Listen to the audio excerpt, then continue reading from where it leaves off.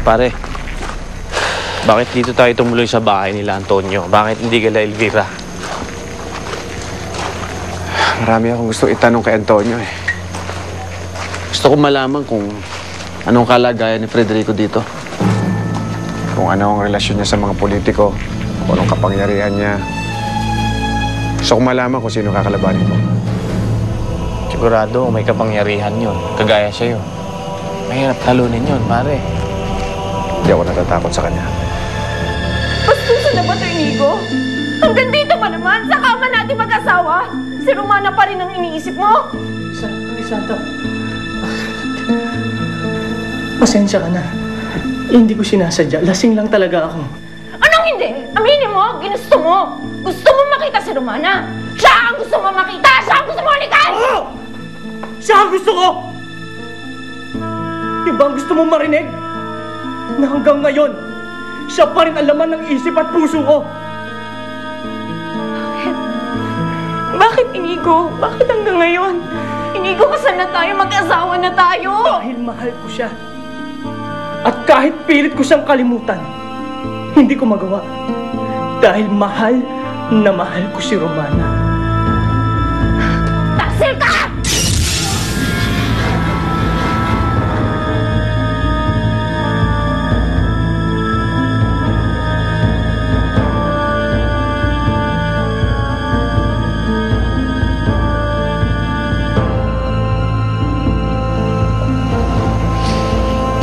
Naalala ko nung unang beses ako pumunta rito.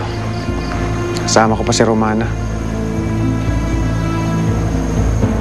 May pamilya pa ako nun. Ngayon wala na. Kinuha na nila lahat sa akin. Para na ako yung balido. Pare, paano kung wala kang makuhang impormasyon kay Antonio? Baka lalong mawalan ka ng pag-asa.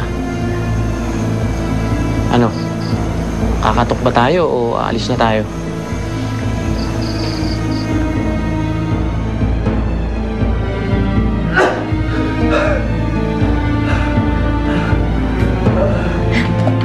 Inigo? Inigo?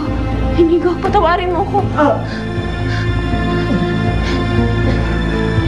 Hindi ko sinasadya. Nabigla lang ako. Nagdilim ang paningin ko. Ayoko na ng away, Crisanta.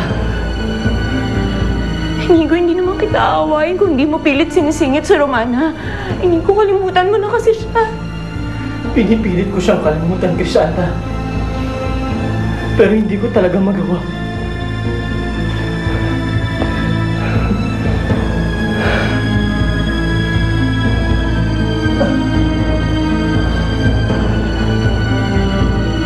Inigo, saan ka pupunta?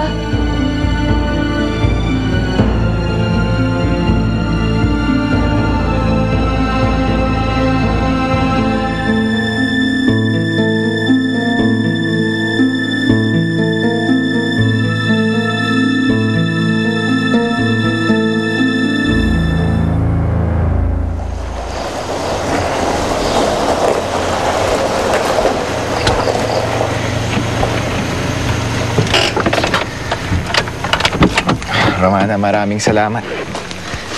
Hindi mo lang alam kung gaano mo ako pinasaya. Salamat din, Antonio.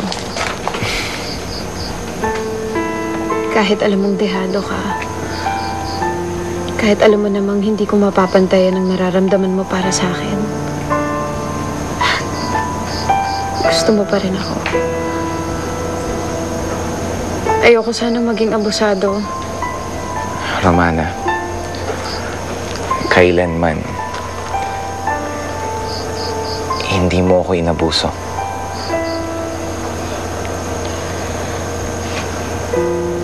Wala na kasi akong masasandalan eh. Mula nang bumalik ako dito sa probinsya, ang lungkot ko na.